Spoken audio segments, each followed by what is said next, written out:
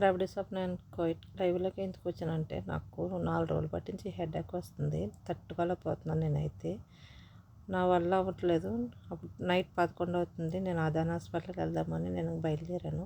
అయితే ట్యాక్సీకి వెళ్ళాలి కదా, ట్యాక్సీ కోసం వెయిట్ చేస్తున్నాను. ట్యాక్సీ అయితే వచ్చింది. ఆ అన్నని అడిగాను, ఎంత తీసుకుంటావు అన్న అంటే 2 కేడీలు ఇమ్మన్నాడు పోయిట డబ్బులు. నా దగ్గర అంత అమౌంట్ లేదన్న అతన్ని అడ్జస్ట్మెంట్ అడిగితే నన్ను సిమ్మన్నాడు. ఎక్కాను, కారు ఎక్కేసాను.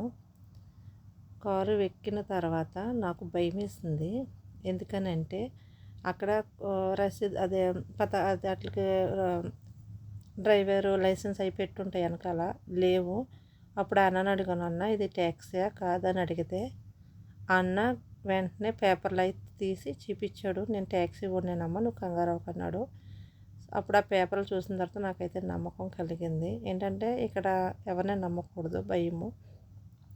నేనైతే అదాని వచ్చేసాను. ఇది పెద్ద హాస్పిటల్, అదాని హాస్పిటల్. కానీ ఇక్కడ ఏంటంటే కంపల్సరీగా కార్డు ఉండాలి డబ్బులు కట్టడానికి. నా దగ్గర అయితే కార్డు డబ్బులు లేవు. నేను ఎన్ని బాధలు పడ్డానో చూడండి. నైట్ 11 గంటలకి ఇక్కడైతే వచ్చేసాను. ట్యాక్సీ అన్న గేట్ దగ్గరికి అయితే తీసుకొచ్చాడు అన్న, హాస్పిటల్ గేట్ దగ్గరికి. గేట్ దగ్గర దింపిన తర్వాత నేను లోపలికి వెళ్ళాను. అయితే ఏమైందంటే డాక్టర్ గారు నన్ను సిటీ స్కానింగ్ చేయించుకోమని అడిగారు. మీకు ముందే ఎందుకు చెప్తున్నానంటే స్టోరీ ఉంది కాబట్టి ఇక్కడికి రావాలి. ఇక్కడికి వచ్చిన తర్వాత ఇక్కడ ఒక డాక్టర్ ఉంటారు.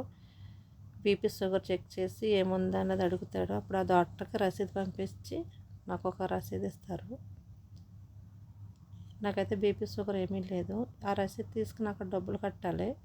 డబ్బులు కట్టి అప్పుడు మన డాక్టర్ దగ్గరికి వెళ్ళాలి. ఇక్కడ డబ్బులు కట్టాలి. అయితే నా దగ్గర కార్డు లేదు కదా, డబ్బులు ఉన్నాయి. ఎవరినో ఒక అన్నని అడిగాను. అయితే చిల్లర మార్చుకురామా, నేను కార్డు ఇస్తాను అన్నాడు ఒక అన్న. ఆ అన్నకి నేను డబ్బులు తీసుకెళ్ళి నేనైతే కార్డు తీసుకున్నాను.